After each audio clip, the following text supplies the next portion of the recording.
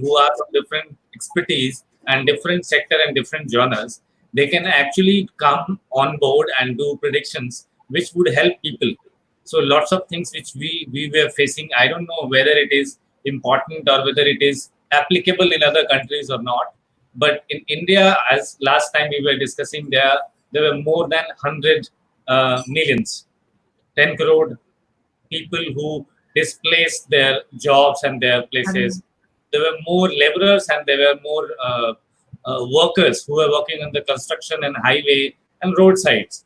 They don't have job. They had to go. Few of the cases, not few of the cases, I would say hundred and thousand of cases. People traveled by foot more than 100,000 kilometers with their kids and their family.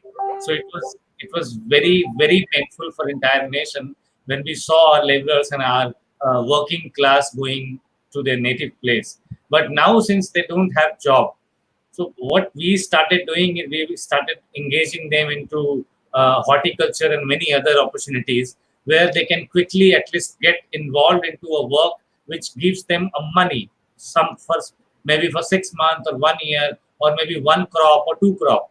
So these type of initiatives and these type of discussions which we do, definitely this can help people cross border and consider this is a very good idea.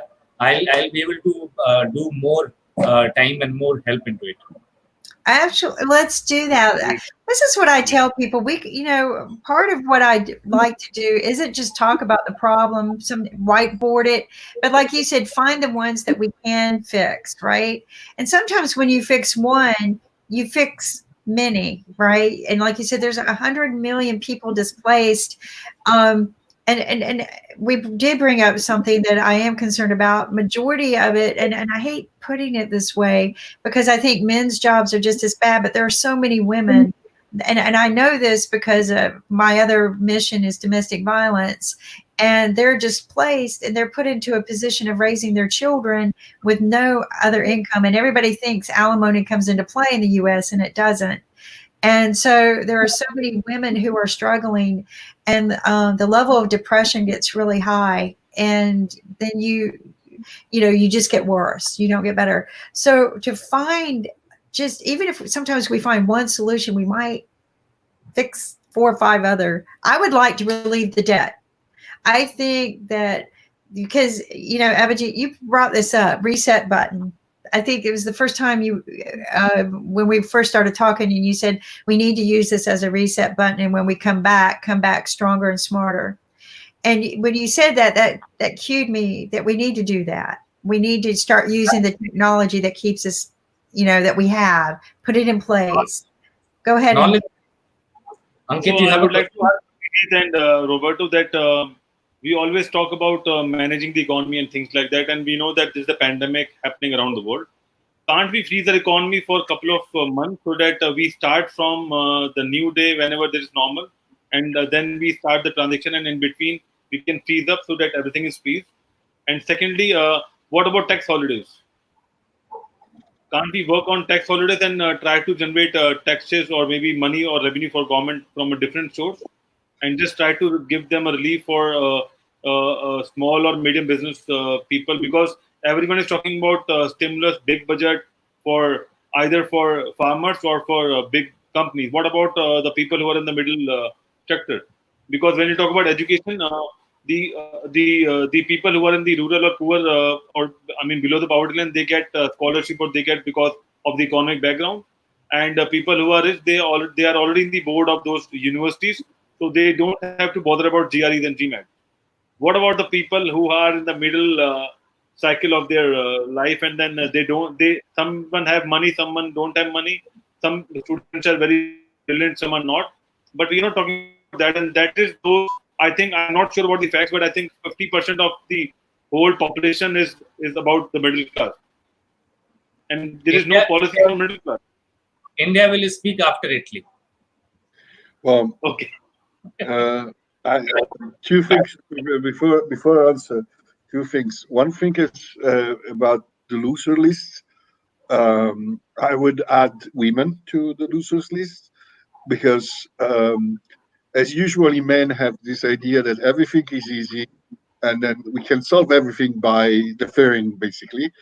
And Yeah. so now, during the pandemic, women have not only had to work, they had to also manage the family and manage the kids.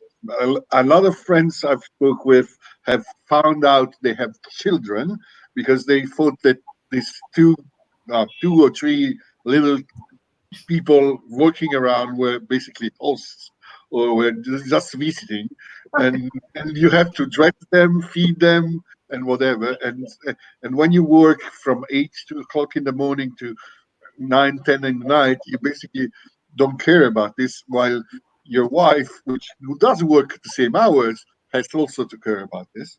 So women have come out from the from the pandemic less strong, less stronger, way weaker than they were before.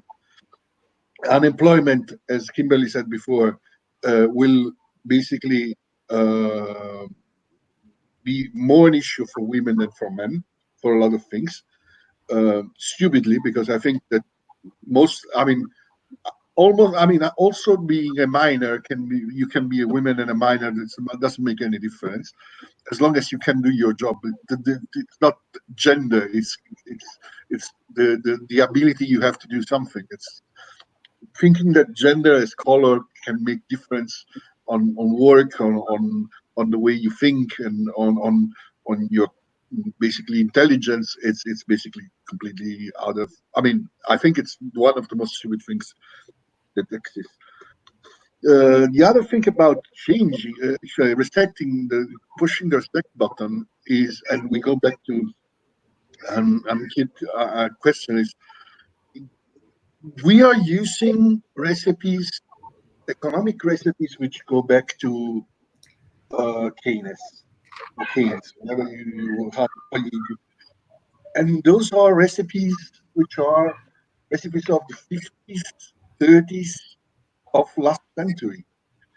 If everything is fine, if most of the economy has changed, then also the answer have to change. Also, the way you actually, um, I go back to an example. There was a huge talk in the U.S. about having the lowest unemployment rate in history, but and everybody was happy about this kind of number. But if you go through the number, you understand that a lot of people were working 2, 3, or maybe also more than 3 jobs, if it's possible. Which means that it wasn't. Problem wasn't really unemployment, but the quality of the job available. Um, I mean, there are also the way we measure. Maybe it's not just this crisis, the pandemic, but also the crisis of 2007. We have to change also the metrics where we consider an economy being successful or not. Yes, there are some basic numbers which we have to understand, because unemployment in the US has gone.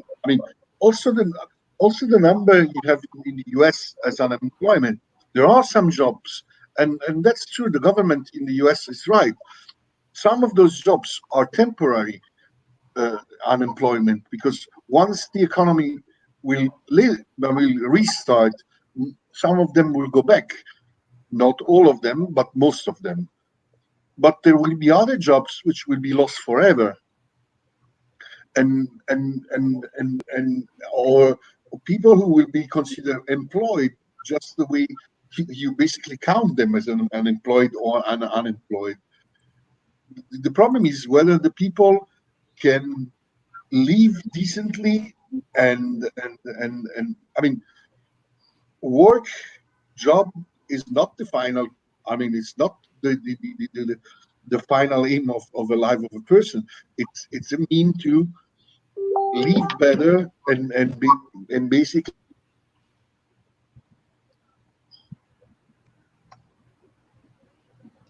to live better, and to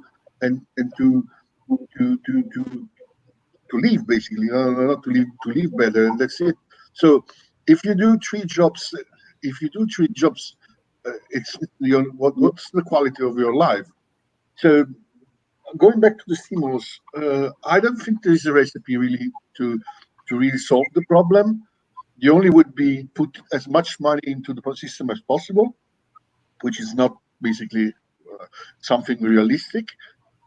And but this, I think we have a possibility. I don't. I'm a real skeptic about the possibility of the humankind to change, but we have the possibility to change some of the main characteristics of our life, of the modern life.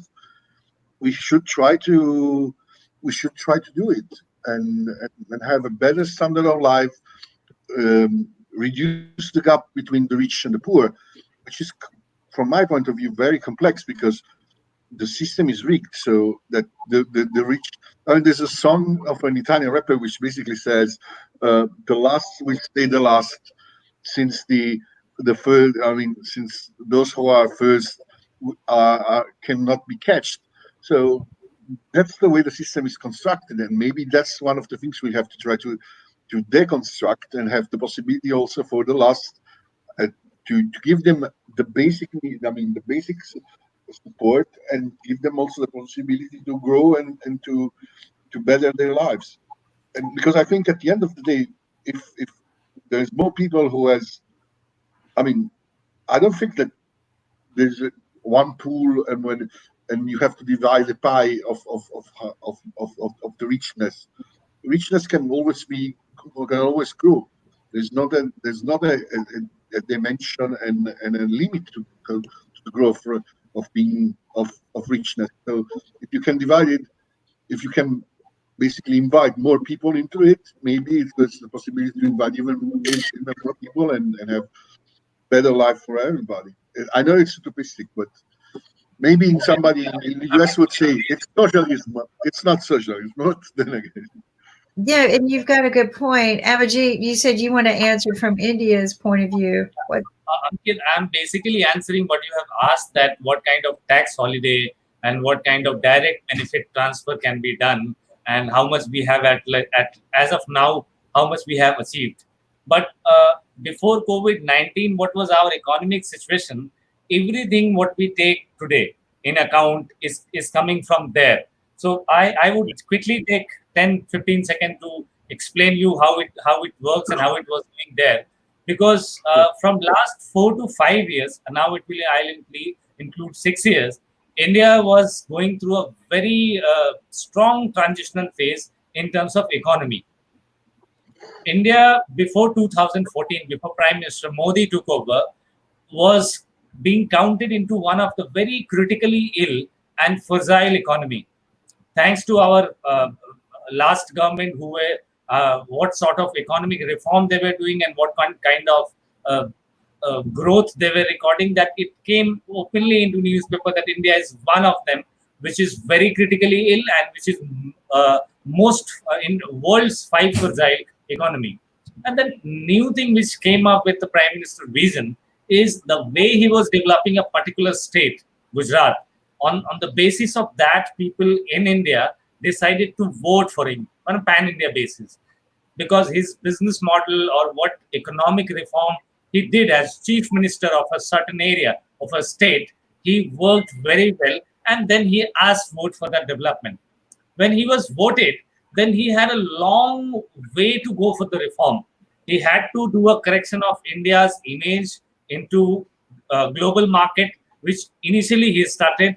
Then he had to he had to build a trustworthy brand, India as an opportunity, India as a destination for investment, which again he managed to do. So if I look at the time when we entered into COVID-19, where we were in the trajectory that he decided, that our Prime Minister decided, we had a very good ranking jump from World Bank ranking, starting from 142 to 100. Then we further climbed up to 72, and then we were on 63 at the time when we hit Corona. From 63, his idea of making and developing India as a world's favorable destination for investment. What problem we have with our economy is it's a limited economy. We have manpower, resources, language, and we have all potential power which can challenge the economy of China in Asia.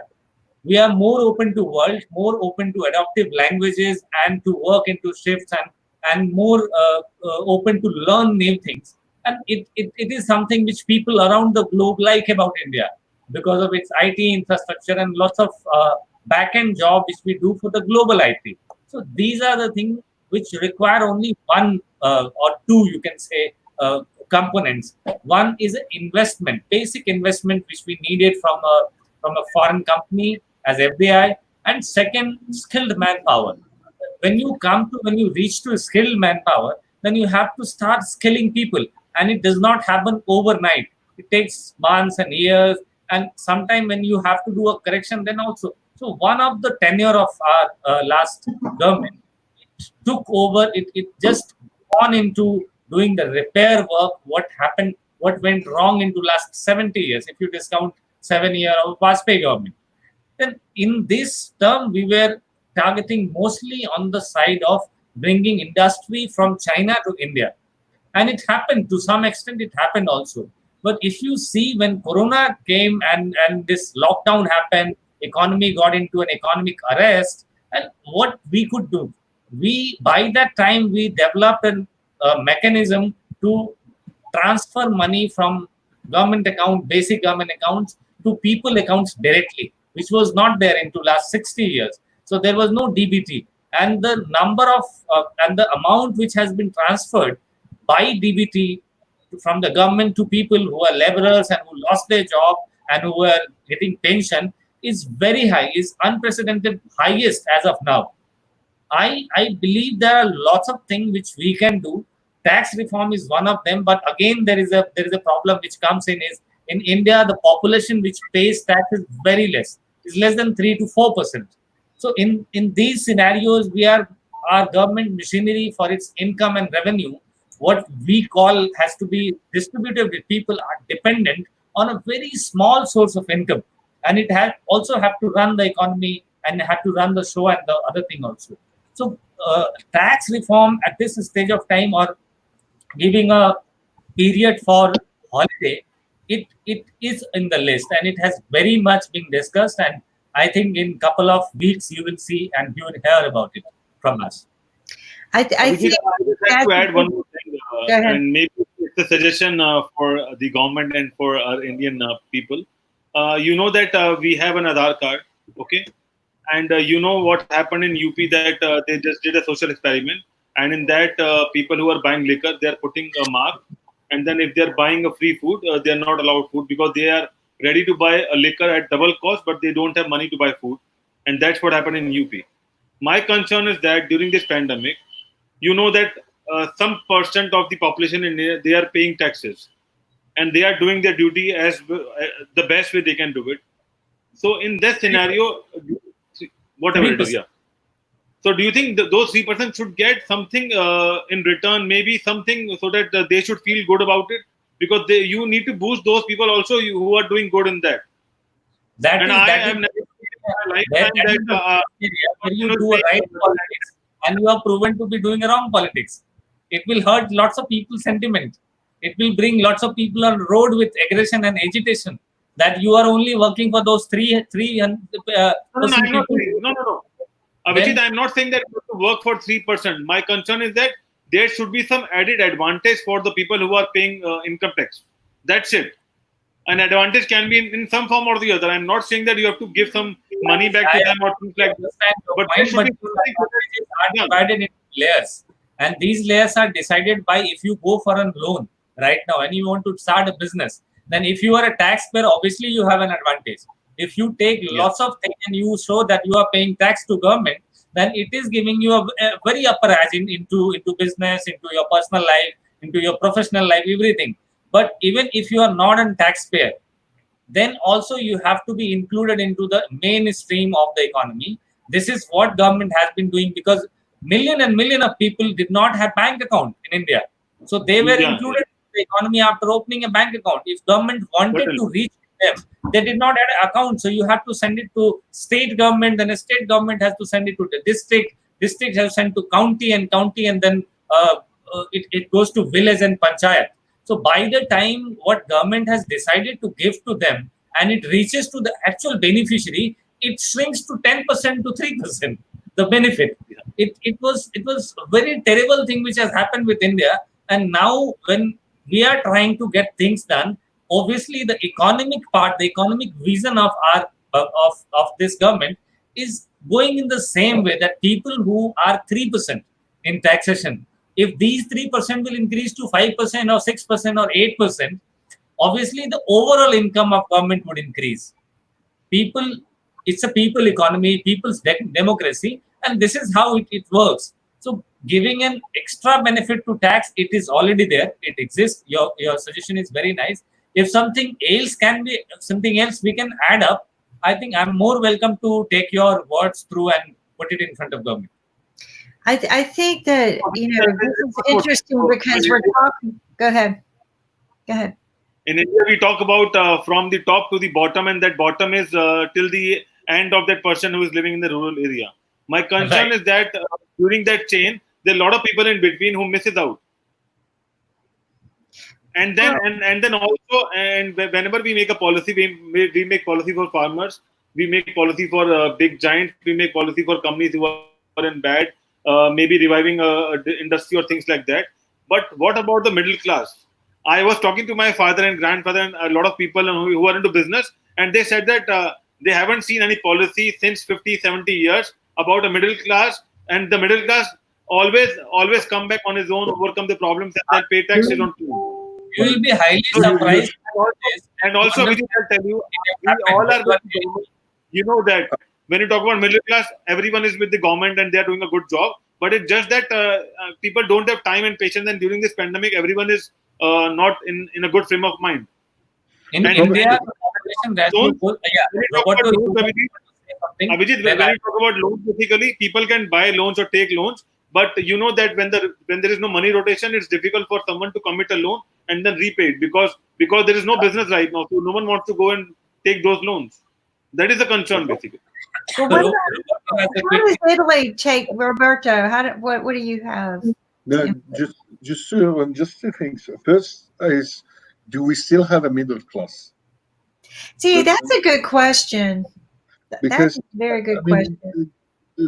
With the 2007 crisis, I think there's been a huge there's people who I would consider middle class in the 80s, 90s, maybe also in the year 2000, that now I don't consider being wealthy or they almost are basically in the last category. They're not poor, but they are almost poor. Well, and I'm going to add to this because the indebtedness on the middle class man, they are more in debt than what they have. They owe more than what they even earn. Yeah, that's actually my second point. Kimberly, that's actually my second point. Is we have fostered and we have improved this idea to that debt is not so bad, and also debt from the state. I mean, also state debt. Then 2007 has in 2007 everybody has decided that debt is something very, very, very bad for both states and people. But still, there's a lot of people who does a lot of debt, and for crazy things. Because I think I wouldn't ask a loan for my summer holidays, and still there's people who loans money for summer holidays, and this creates not, as I said, it doesn't improve the overall richness of a country and of the world. It only creates more dependency from the banks or from the financial institutions, creates debts, which, as Ankit said, rightfully, the problem is that you have a lot of debts, and now the problem is who repays the debt. And so we have invented NPLs, UTPs, or whatever they call, where you have people who sell debt, which is garbage, basically garbage, and there is somebody who's covering the garbage.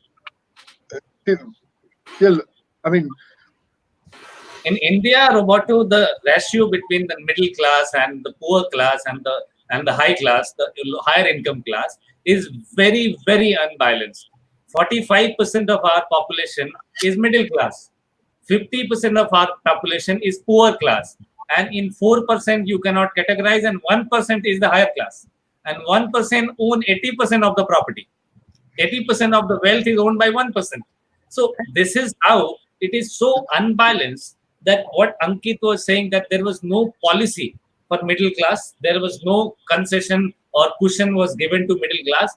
Middle class will come later. There has been shocking absence of policy in MSME, micro and small industries. There was no definition of MSME in 2014 when this new government started doing the definition and started discarding the laws which were no more required. There were 1960 and 1945 and 1950 law. When they started discarding, they realized that there is no definition which segregate a large industry and a medium industry and a micro industry. So somebody who is going to in the government saying, I am middle class or middle industry, I am micro industry, I am eligible for this loan or this benefit, they do not have a definition written on the paper to fit in. So then the definition is still under progress and it will be out. Lots of draft has been shared with people and they came out. But definitely these kind of lapse has happened. This is why the growth which we have now has been terribly suffered. And I don't think so the new leadership is in any more mood or mode to compromise at any level or to dip down or let other people sit down and realize that, okay, these are the things you can still get away with. It is very difficult now. The political scenario has changed, and obviously it is making very, very strong impact on economic scenarios also. But that's because, I mean, that's one of the huge differences between the India economy, maybe also Brazil and China, towards Europe and the US. You are a growing economy, so the middle class is still important, as still a role in everything. In Europe, I think that middle class, as I said, I think also in the US basically that middle class is starting really to disappear, and and I think that from the 70s to until now, the middle class has been used, especially in Italy, as a milking cow, because most of the middle class Italians are employed. So basically, it's easier to get taxes from them, because it's not you that you have to pay the taxes, but it's directly the employer who pays the taxes. So you get directly the money out of the monthly wages, so there's a difference in the stage of it's weird to say that it's different in the evolution of your democracy and economy between our economies and yours. Yours is way better than ours, although it's considered a prior stage. No, because I mean, China, Brazil, other countries, maybe Africa some African countries in the next 5 to 10 years will be growing economies. And when the economy is growing, there's a lot of things that can be done to fix everything. So you are really in the position to maybe take advantage from our failures and from the things which haven't worked. Everyone has to learn something from history. Yeah, that's. I mean, there's a way of saying in Italian that you have always to learn.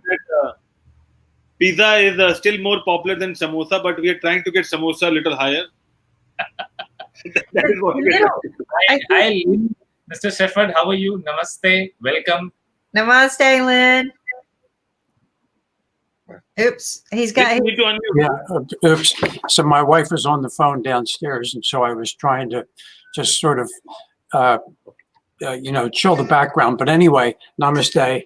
Namaste. You have met. I don't know if you got a chance to watch us earlier. We have talked about everything today. Oh my gosh, I cannot believe and I've been getting text messages. I wish they would post up on the comments of people watching us in a totally different world right now, like in another country, and I think it's in Afghanistan. We're actually on Yeah, I'll tell you. I TV. got a message.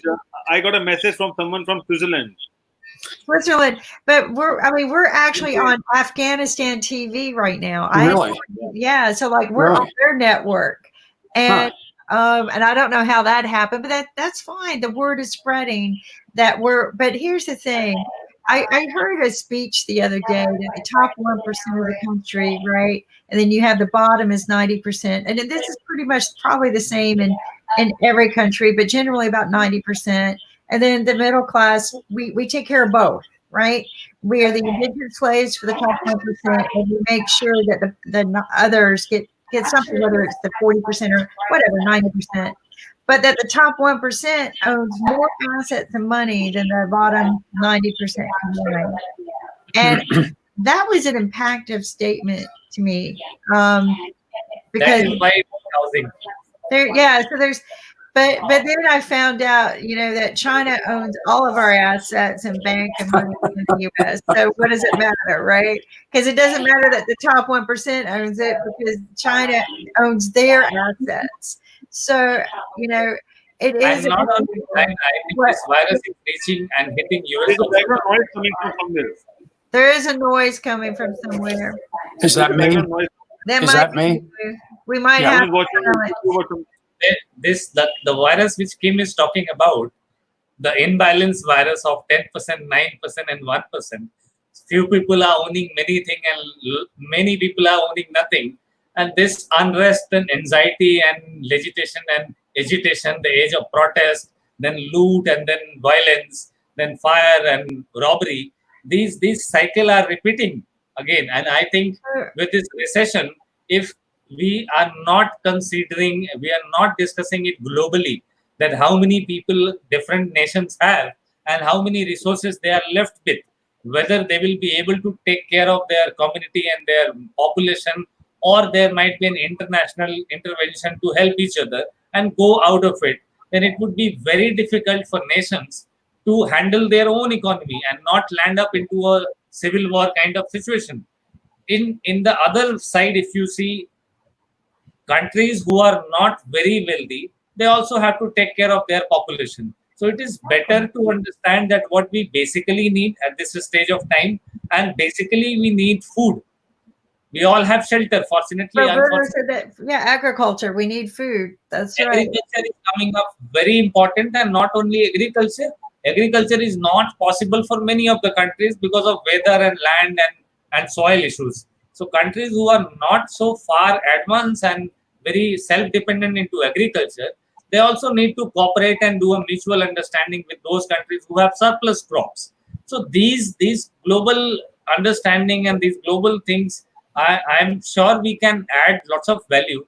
But I want your views, Lean, that how this thing which has started in United States again now about the violence and the things which we started when in the beginning of the debate. What are your views on it? How and why it is happening?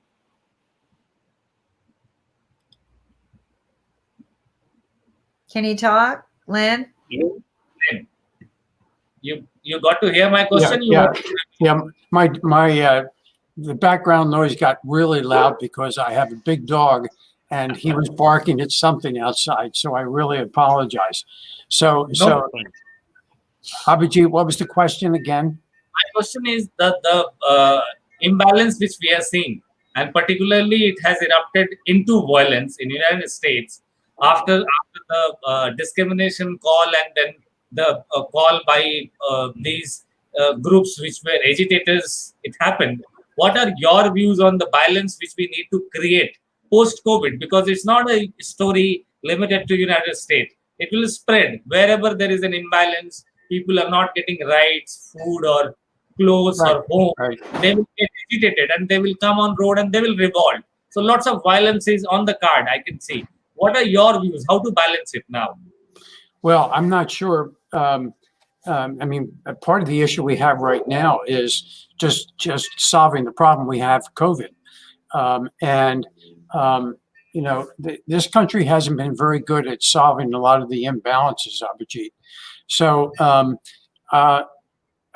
do I personally see it changing? I hope it will, but I'm not sure that it will, because this has been going on. I'm the oldest one here in this group, and it's been going on a lot longer than my lifetime. So it's not one of those things where all of a sudden you put the brakes on and you say, okay, we're going to go in a different direction, and it happens that day. It just can't. This is going to have to change over a long period of time. And I think part of what you see here, and I'd love to hear Kimberly's perspective on this also.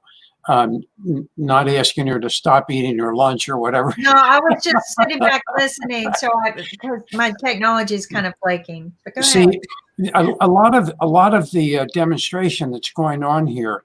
I heard this morning on one of the news stations, the mayor of Washington, D.C., and I thought she did a really nice job in talking about it. So the demonstrators were out. The demonstrators, the legitimate demonstrators, were demonstrating, and they have a legitimate perspective. I mean, clearly there is a lot of discrimination. There's a lot of, the disparity has to be changed, and the people in the poverty, we have to get them out of poverty. But then she pointed out that with the imposing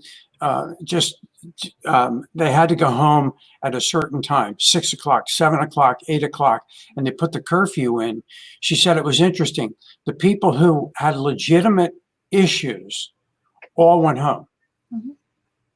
But the people who didn't have issues, who were here to rabble-rouse, to set things on fire, they stayed. And they stayed all night. And this has been this is an issue. So I'm not sure that you can look at the various protests that are going on and come to any total conclusion as to whether they're going to change anything or they're not. Because, sorry about my dog. That's all right. We have a combination of people with legitimate gripes who are, excuse me, talking about what the injustices are here in the United States, combined with people who are just simply here to create vandalism and trouble. So, if we could segregate the two and get the vandalism out of the way, maybe